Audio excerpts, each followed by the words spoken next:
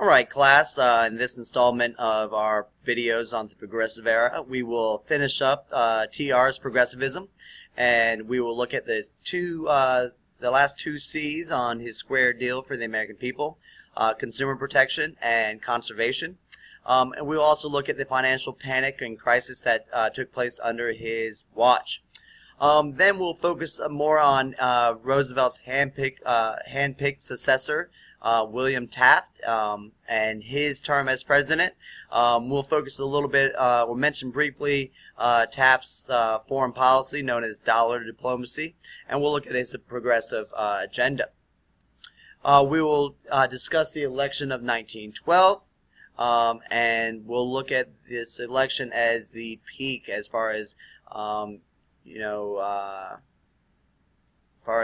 progressivism winning out as a whole. No matter what party you're with, you are advocating in some shape or form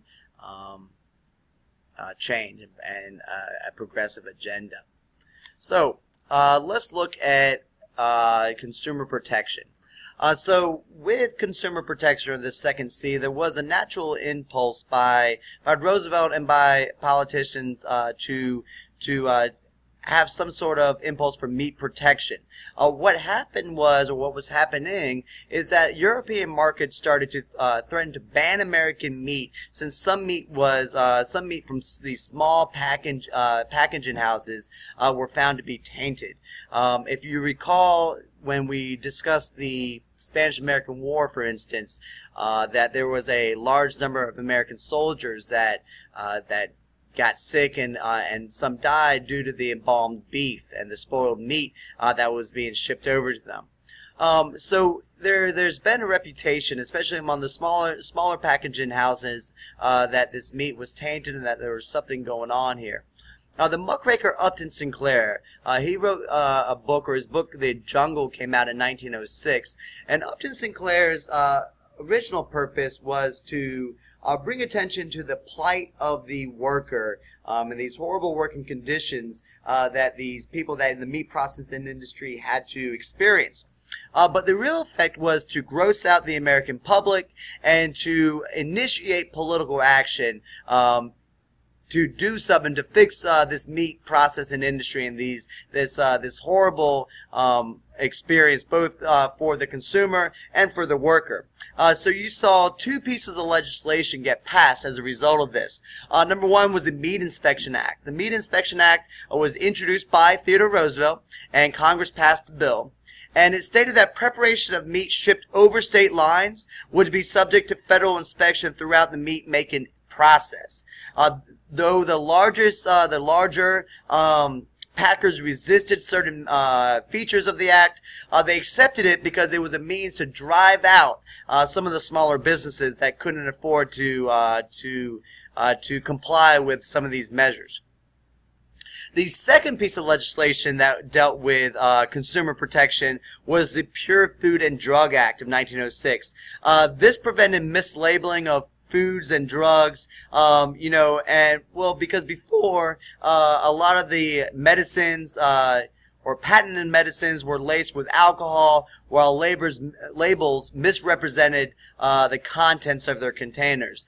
So now with the Pure Food and Drug Act, labeling has to be honest. You have to say what's in it and what the intended purposes are. And with the Meat Inspection Act, the process of preparing the meat and shipping the meat out has to be subject to federal inspection. Alright, so when we're talking about conservation, the last of the three C's, the part of the Roosevelt's square deal for the American people, a little background first. Americans had long considered that their natural resources were inexhaustible. We don't have to worry about it. We have enough, we can keep on going and at the rate that we have been, especially with timber and mineral resources. However, by 1900, it all of a sudden dawned on the Americans that this was not true and that conservation was needed. And you started to see acts from Congress being put into place in the last quarter of the century, in the 19th century. A couple things here. The Desert Land Act of 1877. This sold desert land for cheap on the promise that it would be irrigated. The Forest Reserve Act of 1891, this gave the president the power to set aside land for parks and forest reserves. The Carey Act of 1894, this is going to give federal land back to the states, once again on the promise of irrigation. Roosevelt and conservation is a whole nother, another whole nother animal to deal with entirely. And with Roosevelt's presidency, this truly started a new age in conservation. Others had helped before. The division of forestry's head, Gifford Pinchot, he had made significant contributions before Theodore Roosevelt came along. John Muir was a spokesman. He was a naturalist. He was a spokesman for Mother Nature, and he would go out there in Yellowstone, and he could sit there and write books about, sitting around and looking at a flower. He believed that we need to preserve, not conserve, but preserve Mother Nature. And we'll talk a little bit about John Muir and Theodore Roosevelt's relationship and how they came at odds with the Hetch Hetchy Valley Dam a little bit later. Conservation was Roosevelt's most tangible, enduring achievement. And so there's a couple things as far as legislation and some of the acts that Roosevelt did that we want to talk about. First of all, the Newlands Act. The Newlands Act of 1902 allowed the government to collect money from the sale of public lands in the western part of the state and use these funds for development of irrigation projects. Money was then put into a revolving account to finance more projects. And so out of this, we were able to see the government, you can sell public land to the western states, take this money, build the dams, and then put this money, more money that you get back into this revolving account and to finance more of these projects. A lot of these dams that are built on virtually every major western river came from the Newlands Act of 1902 and from this revolving bank account. The other thing that he wants to Roosevelt wants to tackle is saving the forest. By 1900, only a quarter of the nation's forest still stood. And so TR started to take some action to save the forest, or what forest we have left. TR set aside 125 million acres of forest in federal reserves. He also earmarked millions of acres of coal deposits as well as water resources for irrigation and power. And out of this is going to come that controversy, or that debate of whether or not do we want to use Mother Nature and the land that she has to offer for conservation, or do we want to set it aside and not touch it? Do we want to preserve Mother Nature? And with this, you see Roosevelt and his good friend John Muir come at odds with this topic of the Hetch Hetchy Valley Dam. So I apologize. It's the Hetchy Hetch Valley. The Hetchy Hetch Valley is located in Yosemite. It's a beautiful gorge that John Muir and the Sierra Club wanted to save. They wanted to preserve it and just set it aside and not let man touch it. San Francisco, on the other hand, wanted to dam it up for the city's water supply. Use it for irrigation, reservoirs, drinking water, and whatnot. So the debate's clearly shown. Do you use conservation, and do you not go crazy with everything, but you use the resources, but in a smart and practical way?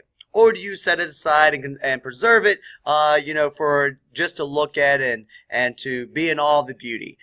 In this case, even though John Muir and Roosevelt were really good friends, even though John Muir has a huge hand in inspiring Roosevelt to take action with conservation. In this case, Roosevelt he uses the pragmatic approach, uses a practical solution over an ideal solution or idealized solution every time, and Theodore Roosevelt's going to side with the city.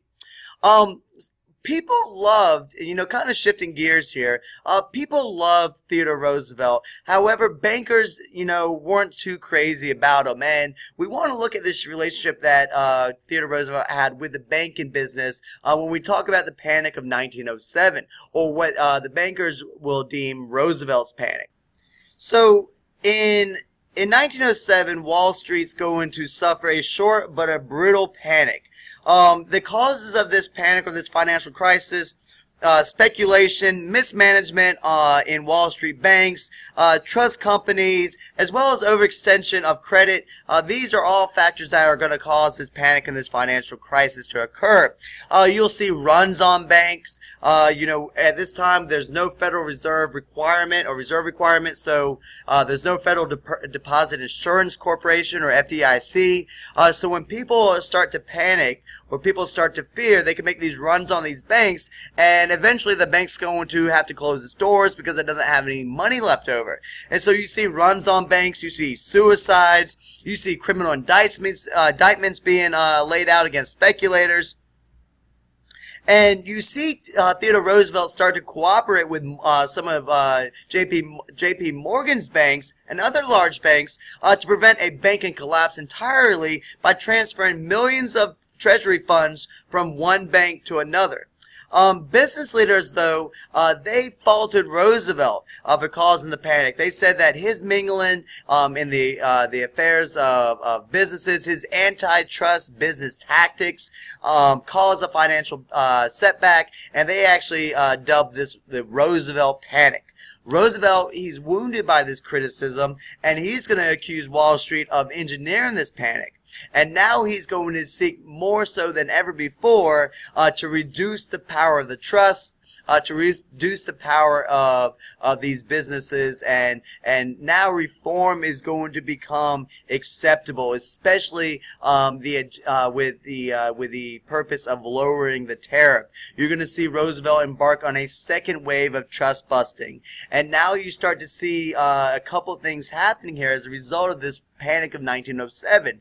Number one, insurgent Republicans and Democrats are going to take on the Republican old guard.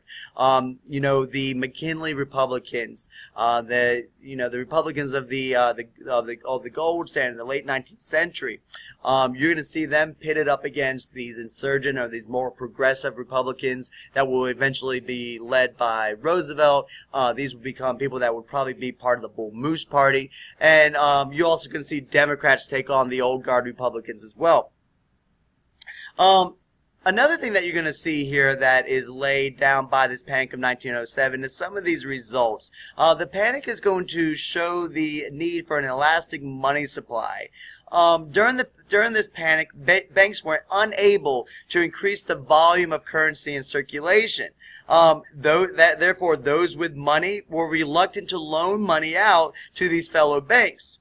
This apparent weakness in the banking system is eventually going to pave way for the Federal Reserve Act of 1913 under Woodrow Wilson. And we'll talk a little bit more about the Federal Reserve Act when we look at the New Freedom and Wilson's presidency. You also start to see labor and local reformers are going to gain important middle-class allies as a result of this panic. And Theodore Roosevelt is going to start embracing and incorporating some of William Bryan's ideas that we saw back, in 1896. And you also will start to see progressives as a whole embrace reforms put by the reformers of the early 1900s. They'll start to embrace reforms put forth by the socialists, by strikers and marchers of 1894, Eugene Debs and the Pullman strike, by the Populist Party, by the Knights of Labor, that labor union that faded out as a result of the Haymarket Riot in 1896, by the Farmers Alliance, by the Greenbackers. Now progressives finally are going to embrace those reforms of the late 19th century. And when we talk about the Bull Moose Party, when we talk about the Progressive Party, which is one and the same, during the 1912 election, if you look at their plank and you look at their platform, a lot of these things will be some of the issues that were really championed by those groups of the late 19th century. When you look at the progressive amendments, during the Wilson administration, a lot of these amendments were issues championed by Bryan and by the populists and by the early reformers of the late 19th century. So now we see the progressive movement finally take a turn and remember back to their progressive roots of the 19th century. I'll look to the other videos to look at the Taft presidency, the split in the Republican Party, the election of 1912, and Wilson's form of progressivism.